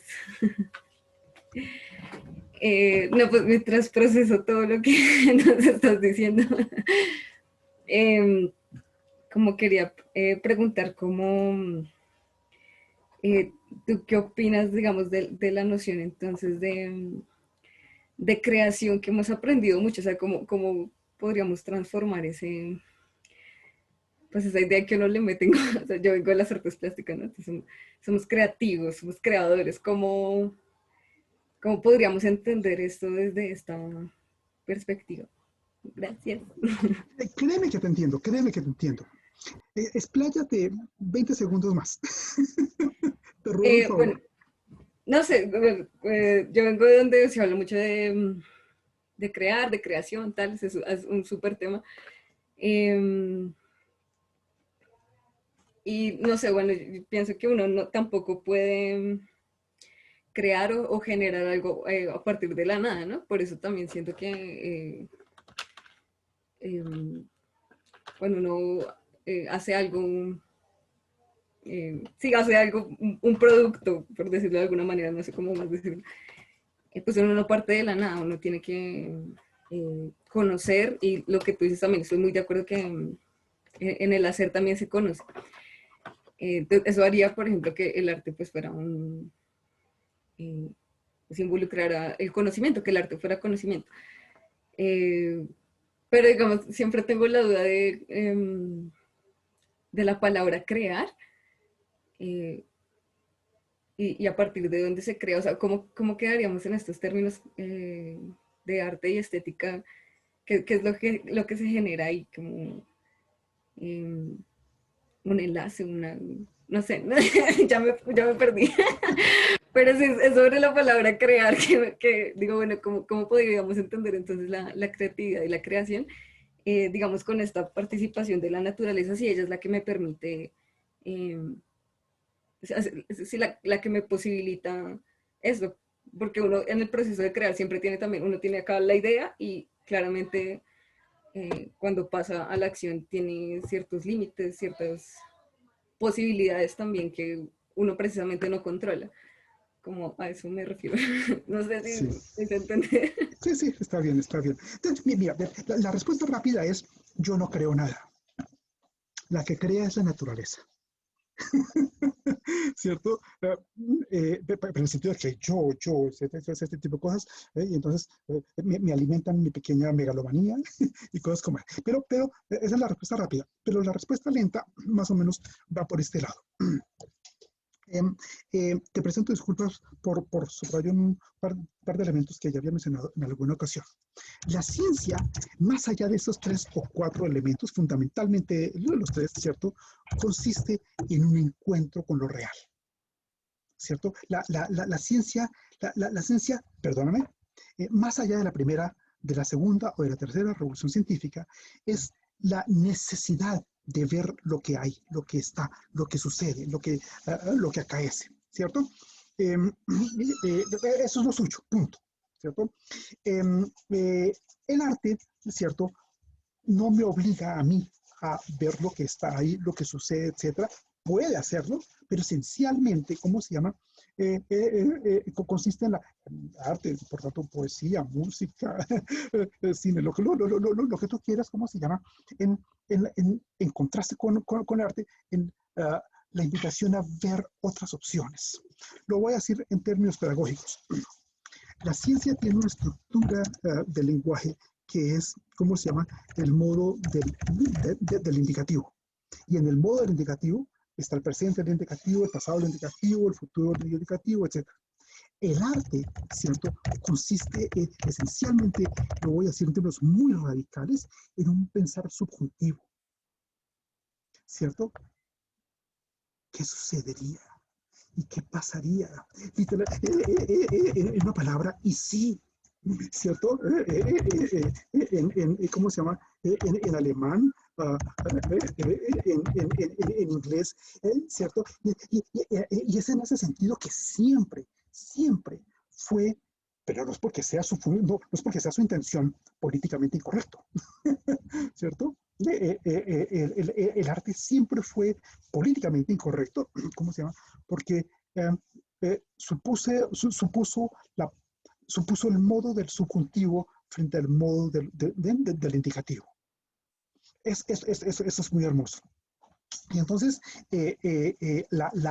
gracias a esto, ¿cierto?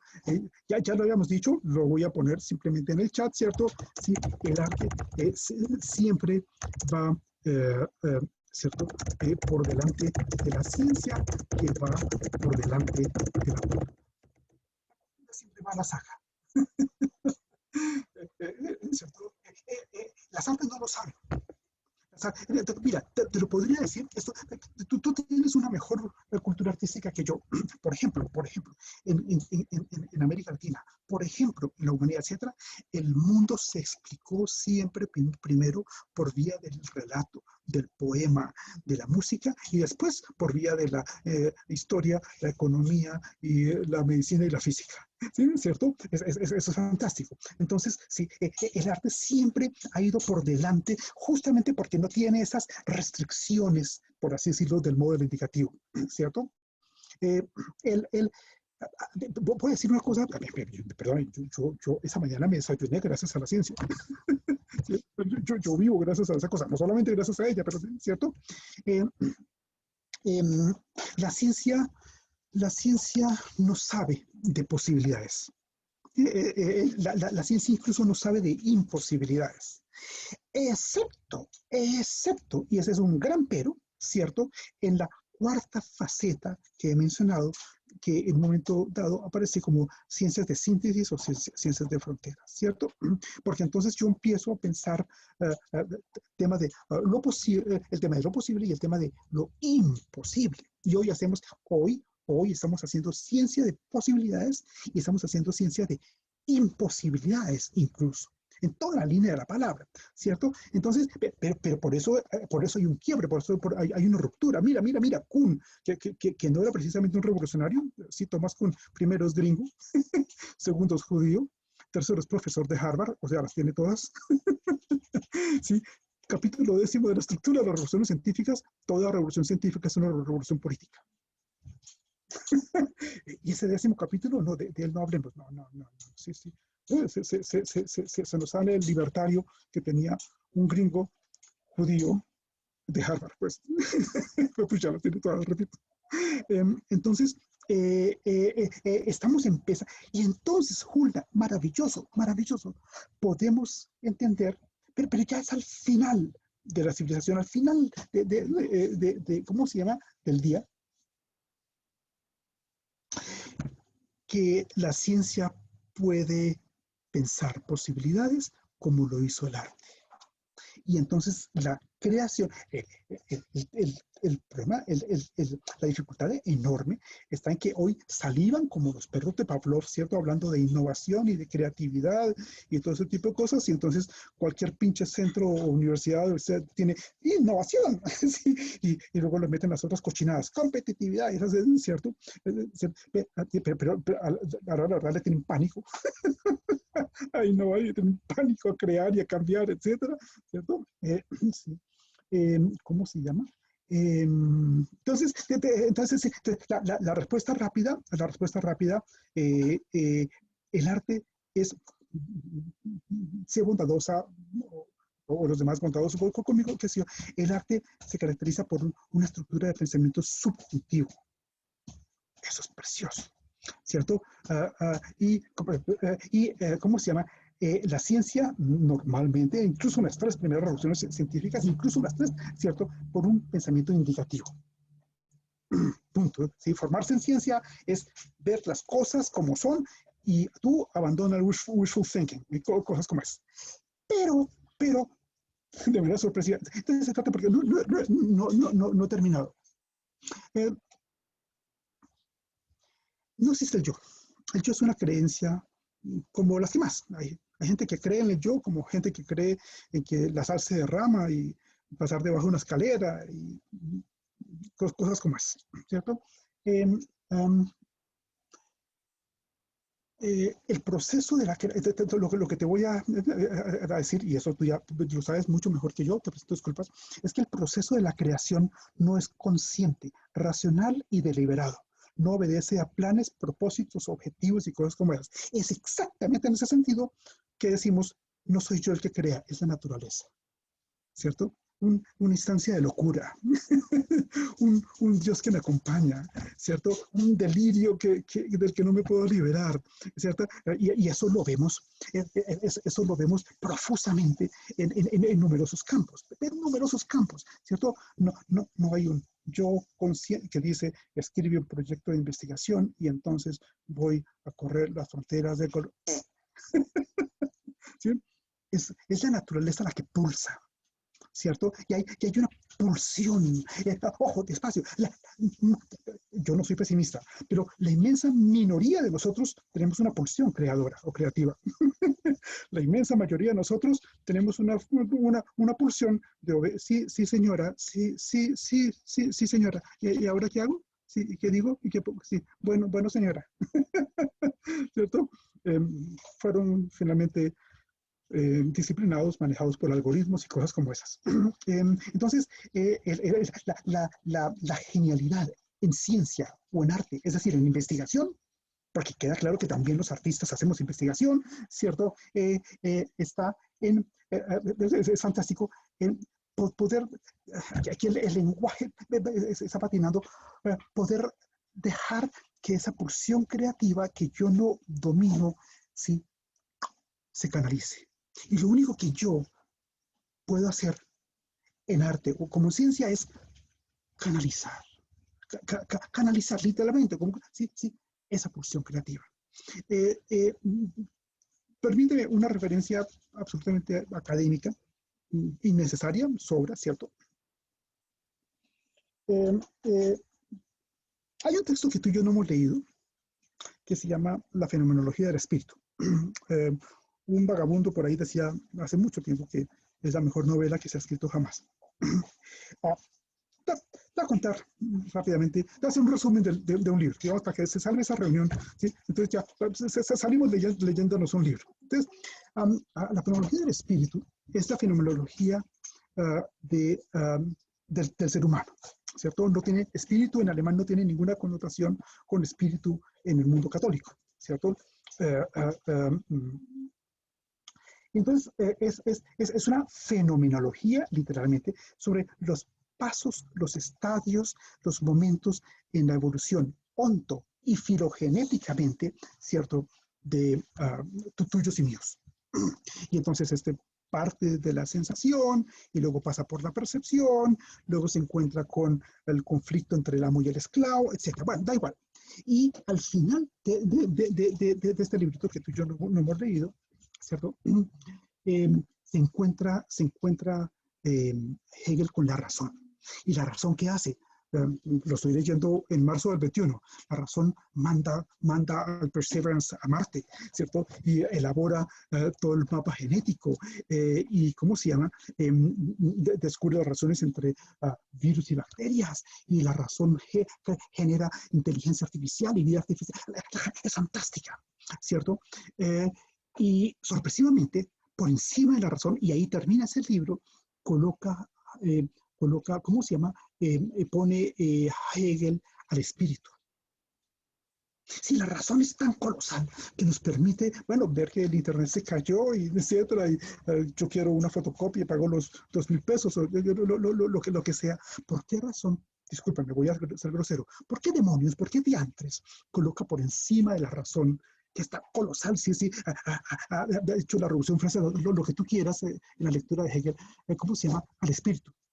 Y entonces el sentido es porque la razón es como una fuerza, como el sexo, como la fuerza física, como el dinero, etc. Es una energía que yo no puedo controlar. ¿Cierto? No la puedo controlar y, ¿cómo se llama? Tengo que entonces direccionarla, canalizarla, darle alguna, qué sé yo. Por esa razón, encima de la razón, Hegel coloca el espíritu. Porque la razón puede ser destructora, es destructora. No necesariamente, ¿cierto? Pero entonces esa porción de creatividad, es lo que estoy queriendo decir. Si tú no la canalizas, y ese es el resumen del libro, si tú no la canalizas, se vuelve contra ti, literalmente, ¿cierto? Y entonces tú y yo hemos conocido gente brillante, gente creativa, gente realmente singular. ¿Cómo se llama? Que ayer pintaban bien y hoy o mañana terminan siendo unas... ¿Por qué? ¿Cómo se llama? Porque no lograron, dicho en esos términos, canalizar la inteligencia o la creatividad, que es como una fuerza, ¿cierto? Pero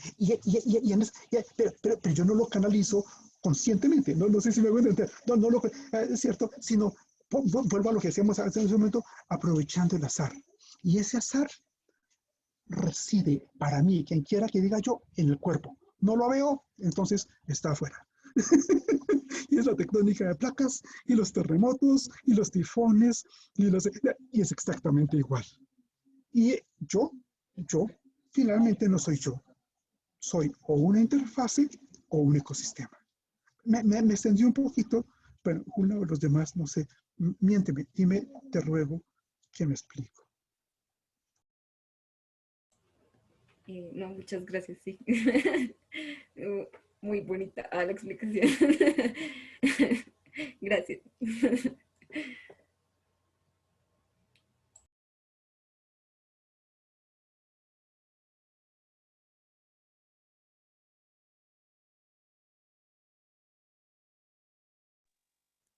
Hola,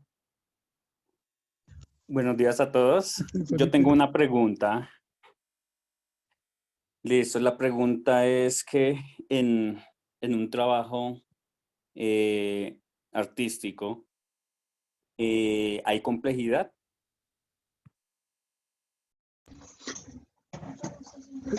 No necesariamente. Puede haberlo. Eso en la historia del arte, en la historia del arte tú lo conoces mejor que yo, ¿cierto? Durante mucho tiempo, siglos incluso, incluso hoy tú y yo vamos, me da igual, al Louvre, bueno, antes de la pandemia, o al British Museum, lo que sea, y tú ves los copistas, ¿cierto? Y entonces, es un ejemplo, es solo un ejemplo, pero se puede multiplicar.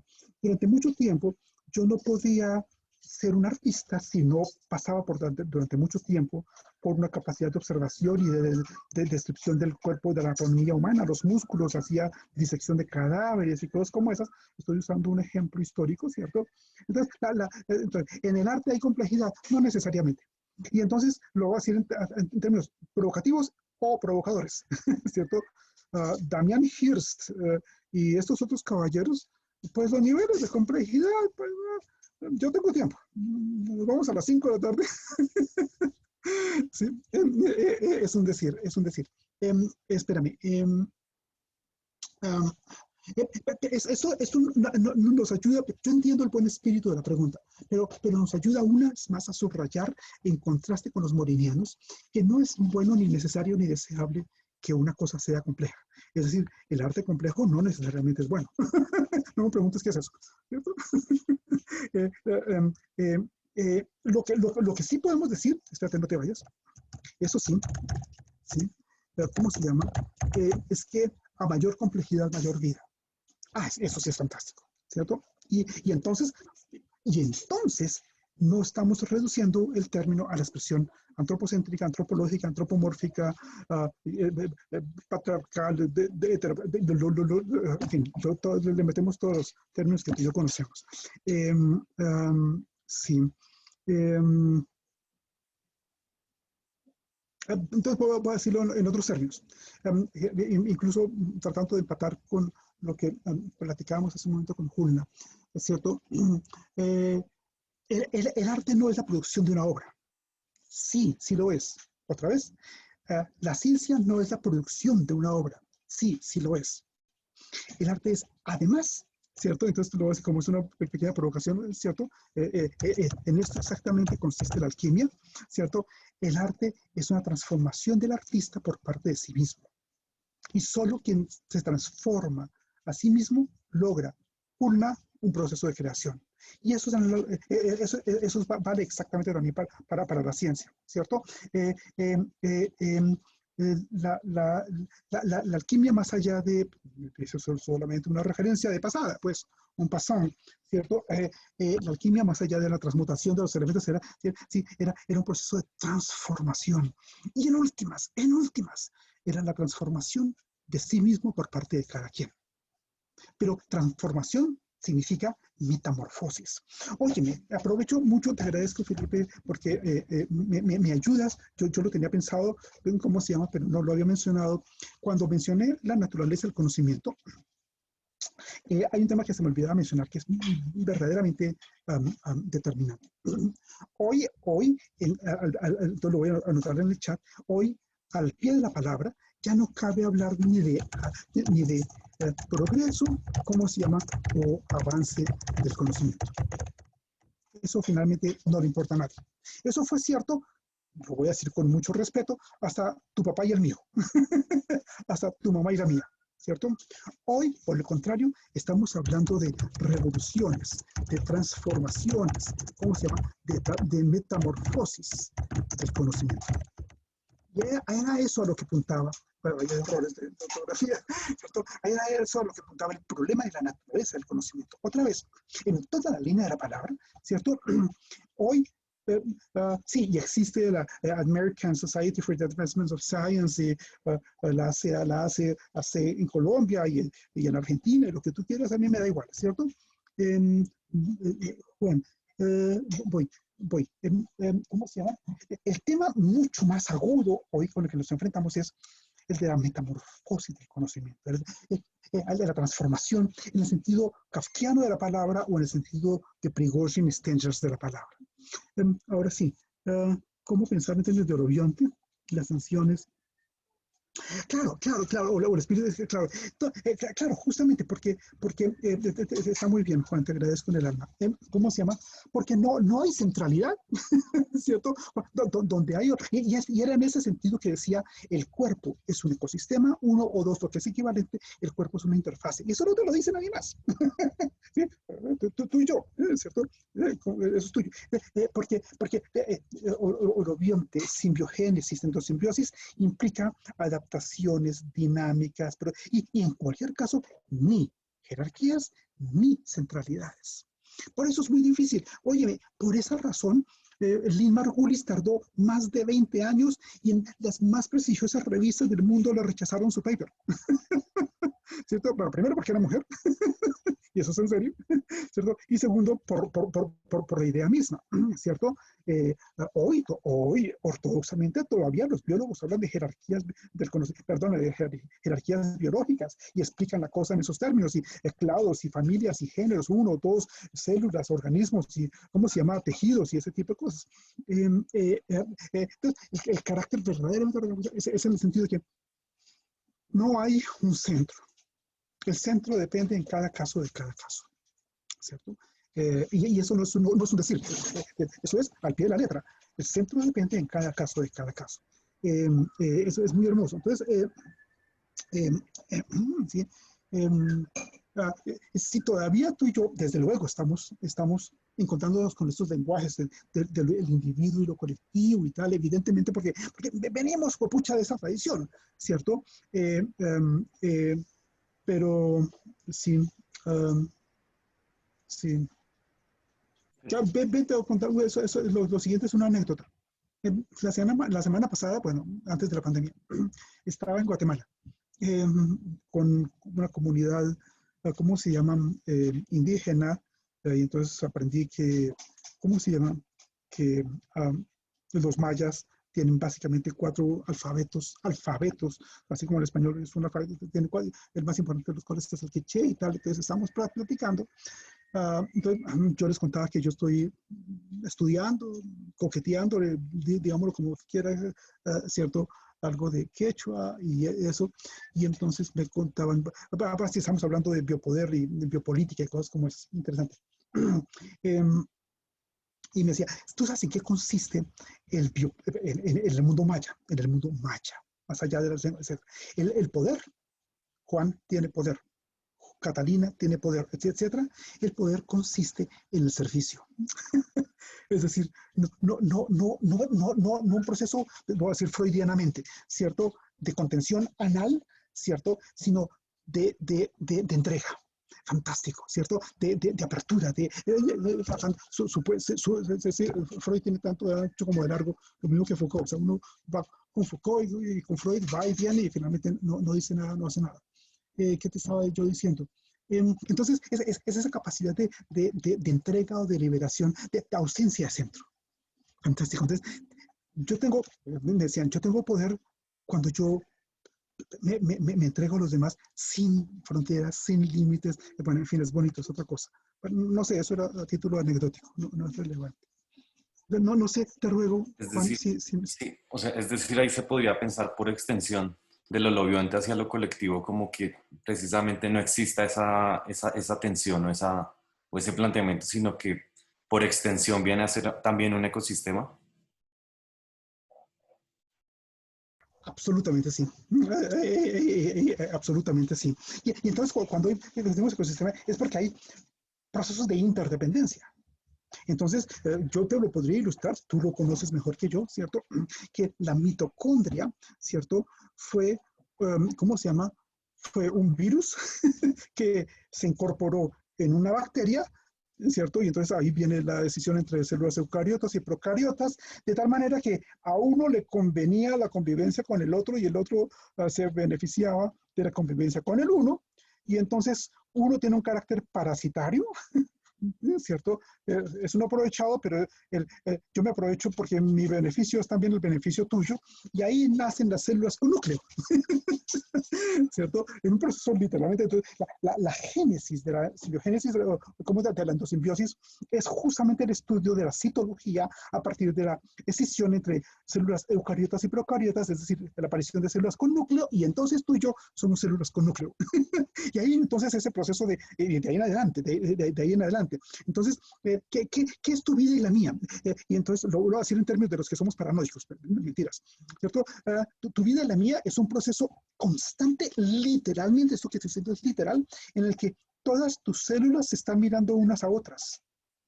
Y todos tus tejidos se miran unos a otros, pero no en el sentido de control, ni tampoco en el sentido de imitación, etcétera, sino de correspondencias o de acuerdos, ¿cierto? Y te voy a decir en términos de física cuántica, ¿cierto? Todos tus átomos en tu organismo se están mirando unos a otros, y los electrones y los protones se están mirando unos a otros, y es esa correspondencia, voy a usar la palabra sistémica, ¿cierto? ¿Cómo se llama? No holística, ¿cierto? La que finalmente permite procesos de sincronía, ¿cierto? No sin heterocronía de múltiples relojes que tú y yo tenemos, el circadiano, el inmunológico, el sexual, el emocional, y así sucesivamente. Espérate.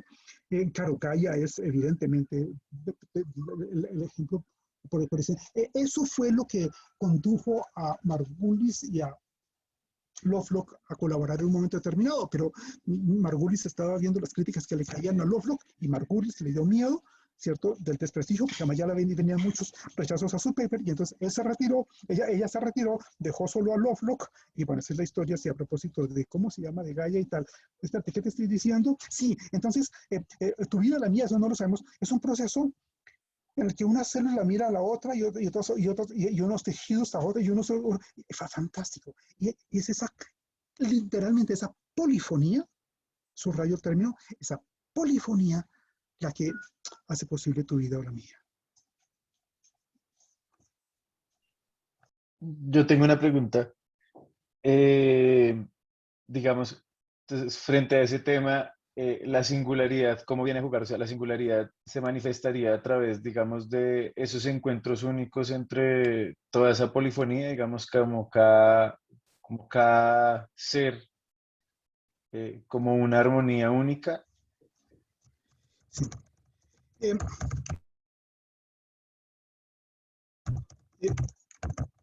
Acabo de anotar, digamos, el polo a tierra de la respuesta a la pregunta. Oye, tú y yo lo sabemos. No hay dos seres humanos idénticos. No hay dos huellas dactilares idénticas. No hay dos ojos idénticos. No existe la identidad. ¿Sí? Incluso la identidad de género, y la identidad nacional, y la identidad cultural, y ¿tú de qué me estás hablando, viejito? ¿Cierto? No existe la identidad, ¿cierto? Lo que existe es una pluralidad, una diversidad maravillosa. Eso ancla en un tema en biología muy importante que se llama el complejo de histocompatibilidad. Listo, da igual, ¿cierto? No hay dos sistemas inmunológicos iguales. Y así sucesivamente. Entonces, no sé si, ¿cómo se llama? Si la idea de singularidad se refiere a eso. Yo creo que sí. Corrígeme, Carlos. Y entonces, con lo que nos encontramos es con que vivimos un lenguaje, y eso no es inteligente, no es nuevo. La inmensa mayoría de la gente no habla, es hablada por el lenguaje, ¿cierto? Que habla de generalidades, ¿cómo se llama? Objetividades, rasgos, y así sucesivamente. Y entonces pierdo literalmente lo singular que es Catalina, Jimena, Natalia, etc., y así sucesivamente, ¿cierto? Esto no tengo tiempo. Recientemente está dando lugar en otro campo distinto a lo que se llama medicina transpersonal, ¿cómo se llama? Más allá de los modelos epidemiológicos, en fin, qué sé yo. Pero sí, estamos entrando, es maravilloso, al reconocimiento de que, esto lo voy a decir en otros términos, literalmente, lo que salva a uno mata al otro. Y yo lo que debo hacer, mira, las señoras, las mujeres lo tienen mucho más claro que tú y yo, Carlos. El diablo está en los detalles. ¿Cierto? Y mi capacidad, mi fineza de esprit, ¿cierto? Mi finesse d'esprit está en la captación de los detalles. Hulda, y es ahí donde está la creación. ¿Sí? Hay un edificio, no hace cualquiera, hay unos trazos con sí, sí. Este plus, fantástico. Bueno, no sé, Carlos, te ruego si era eso. Sí, sí, pues digamos que, bueno, últimamente en otros espacios hemos tenido como unas charlas frente a eso, como desde la singularidad de Stirner o como el tema de la individuación y este tipo de cosas, como frente al holobionte. Como a eso, a entender el cuerpo como ecosistema y la idea de que el yo es precisamente como una idea muy clásica. Entonces, sí, pero sí, claro, como... Claro, sin olvidar que, sin olvidar que es una huepucha, ya alguna conoce, es una huepucha célula que se niega a cooperar, la que finalmente desemboca en tumor, cáncer, etcétera, ¿cierto? Entonces, ¿cómo se llama?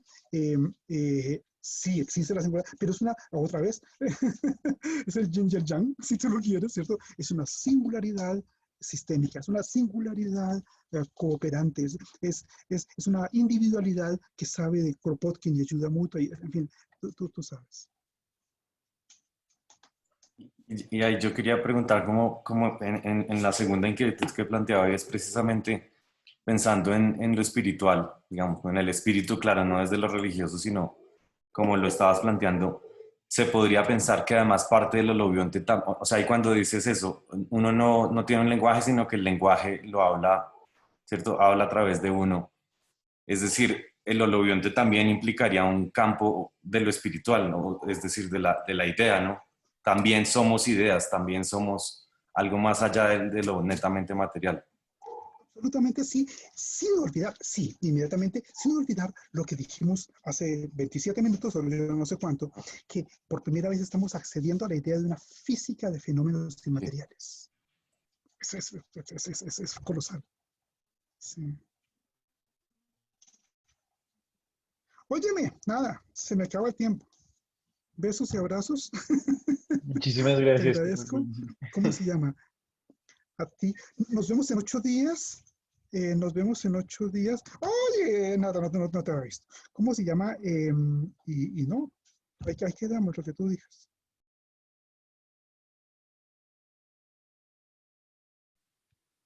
Muchas gracias, Carlos, como siempre. Nos vemos la próxima. Un abrazo. Gracias, Carlos. Adelantado el Gracias. Hasta luego. Chao, gracias. Gracias a todos. Chao. Ay, Carlos, ¿te puede hacer una última preguntita? Es sobre Natalie Mecha. Uy, se fue. ¿Pueden parar la escribir. grabación, por favor?